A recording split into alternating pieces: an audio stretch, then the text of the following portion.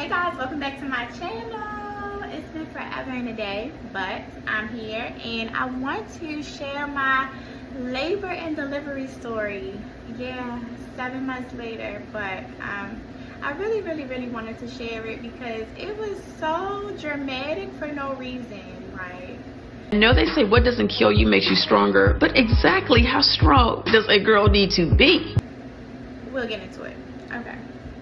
So, just so you know, before we get started, it's going to be some raw and uncut footage from my labor and delivery, so you've been warned. Okay. And if you see me look down a little bit here and there, it's because I wrote a few notes with some timestamps on there, so just so I can keep everything as accurate as possible when I'm telling you guys about my labor and delivery story. So, let's get into it. And while I'm doing it, I'm also doing some other things. Like I'm wanting some tea, so I'm making some tea and I'm taking my supplements and yapping at the same time. So let's get started. So my due date was June 16th, 2025, and that was my very last video when I came on here ranting and raving, talking about, you know, I hadn't seen any action. I really wasn't progressing as far as centimeters are concerned. You know, when you are pregnant, when you get into the later weeks of your pregnancy, you go to your doctor's appointments and your OB will check your cervix to see if in fact you're dilating, you're getting a little bit closer to the delivery date, and I just was not. On my actual due date, I had an appointment and I went and I saw my OB. Well, I can't even say my OB because the practice that I went to made you try every single physician in the practice, just because they never knew what provider would actually be on call when you went in to deliver. So they wanted you to kind of be, but at least know the faces of the providers, and they want you to be comfortable, you know, of course, with whoever's delivering your baby because it's serious business. Nonetheless, I had an appointment on my due date. Went in, you know, they did the normal do, and then at the very end she checked my cervix, and I wanted her to actually strip my membrane. Now I don't know if any of you have had your membrane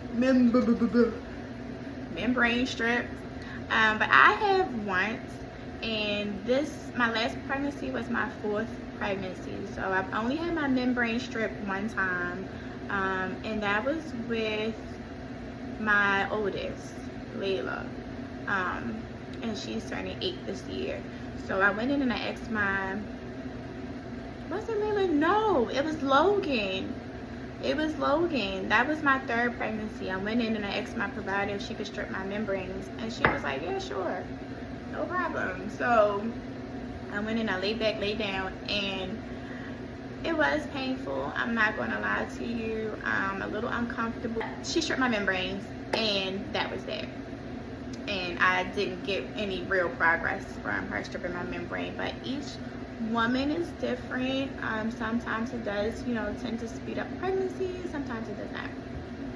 Anyway, long story short, went into my last OB check-in. She checked my cervix. I was not dilating. I had not been dilating the entire time.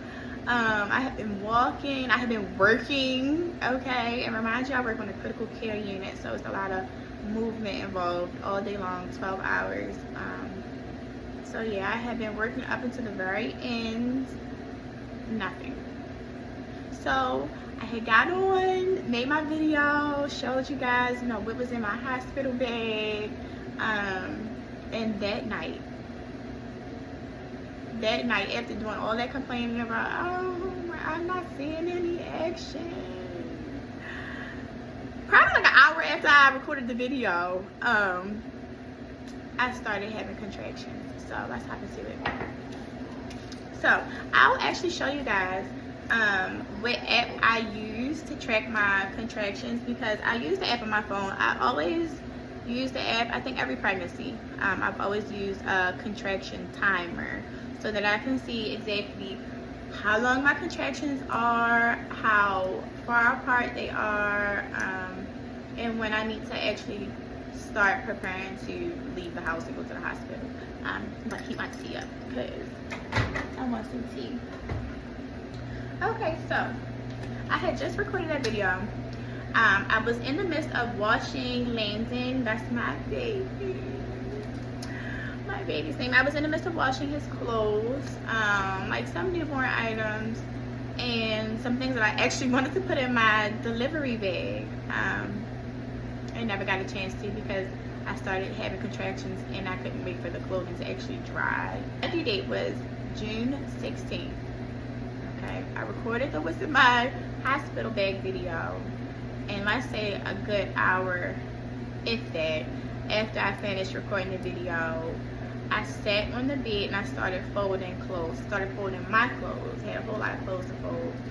And I sat on the bed, and as soon as I sat down, I felt it. Boom! Mind you, this is my fourth baby, so I already know what them booms feel like, okay? And I'm sitting on the bed, I'm like, oh my god, what's that? Yes, it was.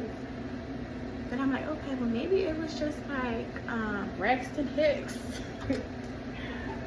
Braxton Hicks or something. And I be getting scared, child. After I done said, oh, where's the action? Where's the action?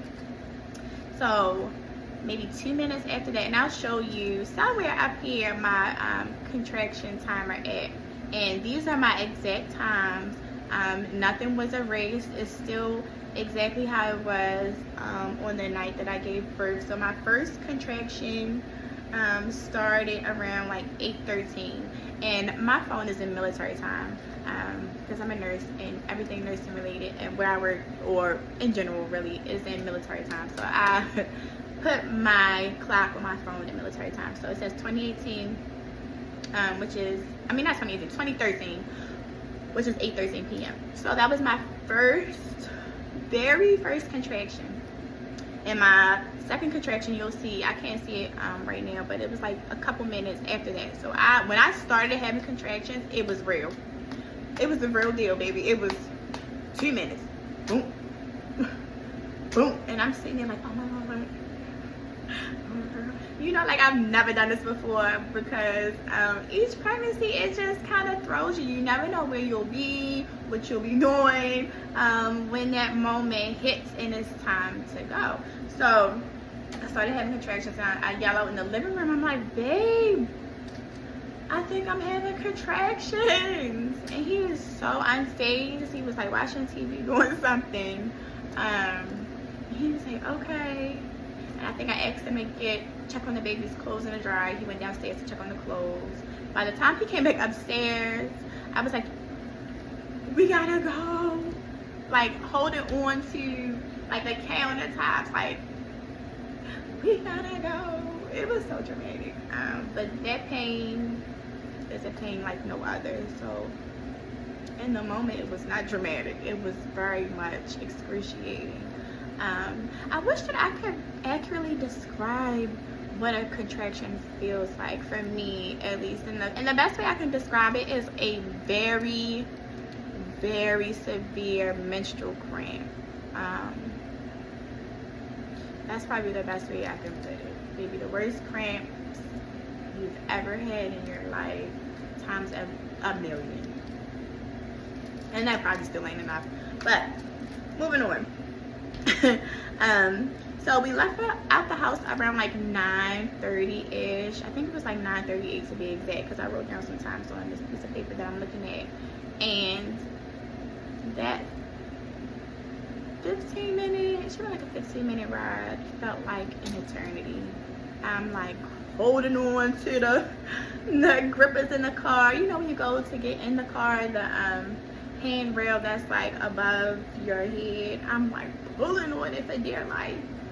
And I'm like grabbing. Every time I have a contraction, I'm like, damn, it pulled it off the top of the car, because they were just like, they were not letting up. They were coming. He was coming, okay? When my baby said he was ready, he was ready. It was not a game. It was not a drill. He was making his way down fast.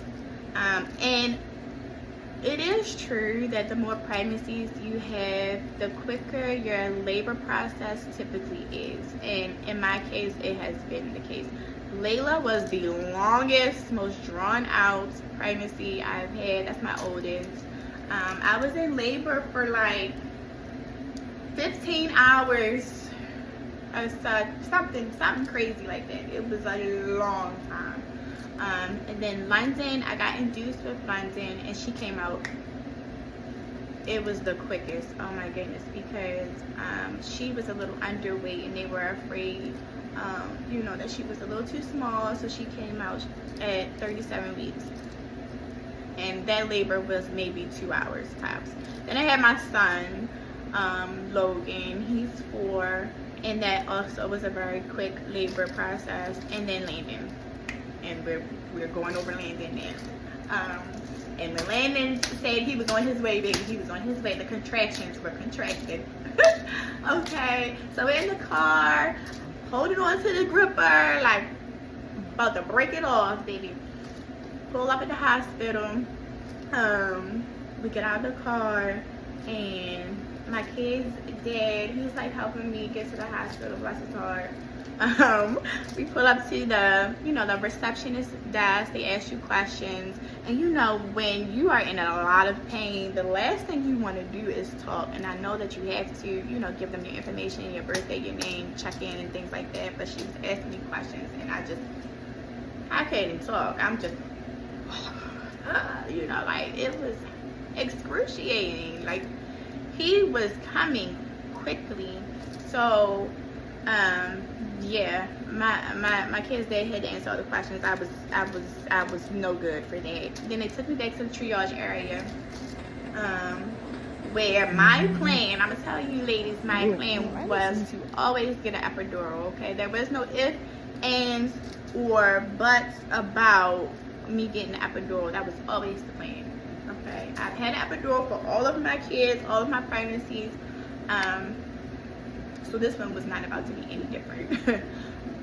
So they take me back into the triage area, and I, tell them I want epidural. So they said, okay, let's give you a bag of LR, which is lactated ringers. Lactated ringers is just a fluid with a whole lot of electrolytes in it. And they wanted me to have pretty much the whole bag, which is 1,000 milliliters. Okay. Mind you, the contractions are contracting, and I'm eating them up and spitting them out. It's the worst pain of my life. You feel that way every time you go through it. It's excruciatingly painful. But I felt like I did a really good job of, just breathing, trying to fight through the pain until I could get my epidural. Okay, so the fluid finishes up, and I'm like, okay, well, can I get my epidural? They transfer me from triage to the actual room where I would be giving birth. I'm like making tea. So I get to the room where I'm actually going to be giving birth, and they start the process of trying to give me the epidural. And the anesthesiologist comes in, goes over a few things, going in one ear out the other. Baby, I do not care. Please just shoot me in my back and give me the epidural swiftly. So they did. They gave me the epidural. I laid back. I'm expecting for some type of relief. Now, in my experience, when I have gotten epidural, I feel relief almost kind of instantly. It's not a full numbness from the pain at the very start, but it's like a gradual tapering off of pain. So I'm laying there, and I'm in excruciating pain, and it just is not getting better.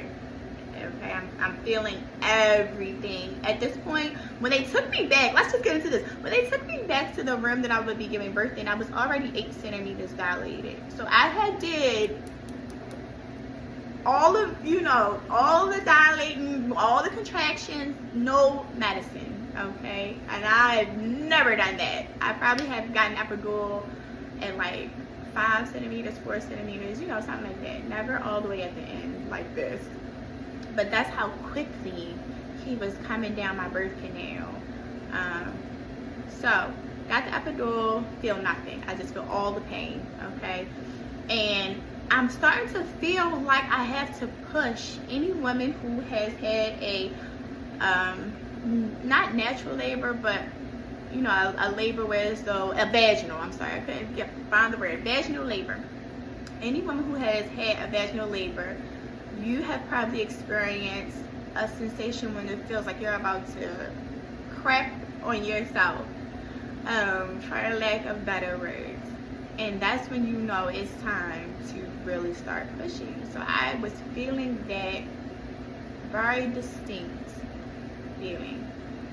So I get to yelling, I'm gonna, I didn't say poop, I said the other word, I'm gonna poop on myself. So in my mind, I know exactly what that means. And I'm like, I still, you know, I feel everything. And the anesthesiologist is still at the bedside, and she's like, giving me something else. And I think she was like, giving me, you know, all kind of things to try to help with the pain. And I'm feeling everything. So it's time for me to push now. And the epidural is not effective. It has not taken effect, not even in the least bit. And I wish I could honestly say that I felt a little bit of relief from the epidural, but I felt absolutely nothing. So I am freaking out in my mind at this point. It's like the point of no return, okay? I have to push the baby out. I was never prepared to push him out naturally. That was never a part of my plan. I am freaking out. I'm in so much pain. And I just yelled, somebody please get this baby out of me. You know, like when you're in that much pain, you just start saying things, okay? And I distinctively remember when I knew that I would not be getting an epidural that works, and I would have to push this baby out and feel everything. The first thing I said was, God, help me please, Jesus, help me please. I just started begging God to help me, because at that point, he was the only one. The only one that could get me out of that and through. So that's the only thing I remember, is just yelling like, God, help me please, help me, God, help me, Jesus. And I think I have a video of that. If I do, I'll put it in here somewhere. And then it's go time. It's time to push, okay? So I've had the epidural. It did not work. Now this is like a natural labor that I was never prepared for. I've never experienced. I'm scared out of my mind, and it's no turning back. It's no turning back. You just got to go for it. So I just start pushing. And, you know, I already know how to push. It's a certain kind of way you have to push, as if you're having a bowel movement, to get the baby to come down the birth canal. So I start pushing with all my might. I might have gave it like 3 good pushes. And God said, that's enough. Boop. Hand me the bulb while you're at it. Thank you. Look at your baby. Yeah. Don, he was out. He was out. And it was 3 pushes. It might have been 2. Because when I say he like flew out, all I can say was thank you, Jesus. Like, there was, God knew I couldn't endure that but for so long. It was just, you had to be there. You had to be there. It was something else.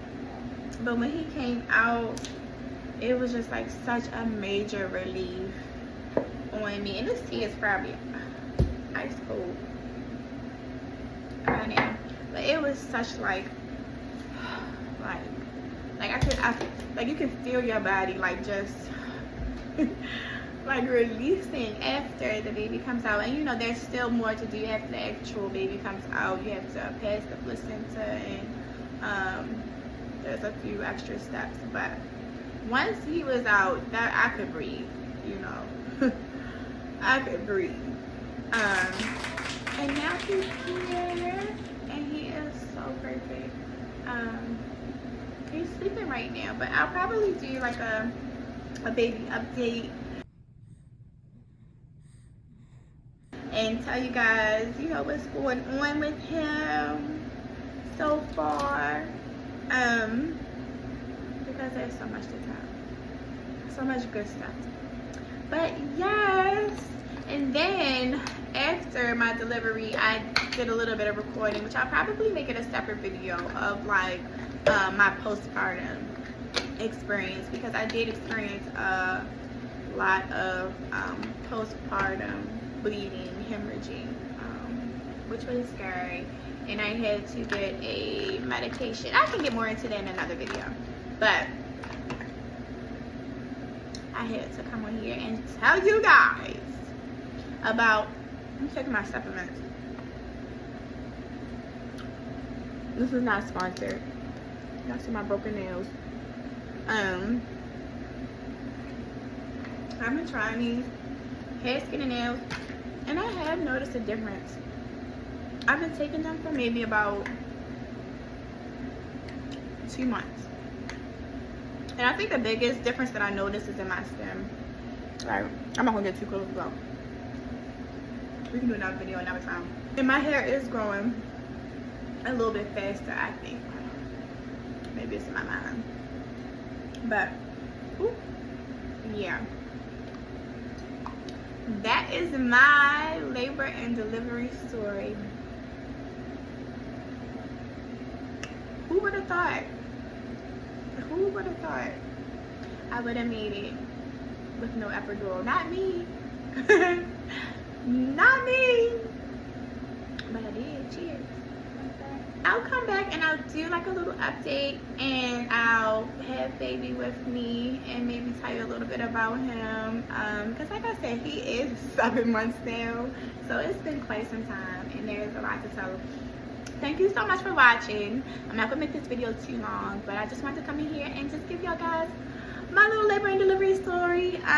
Please like, comment, and subscribe, and I'll see you in the next one.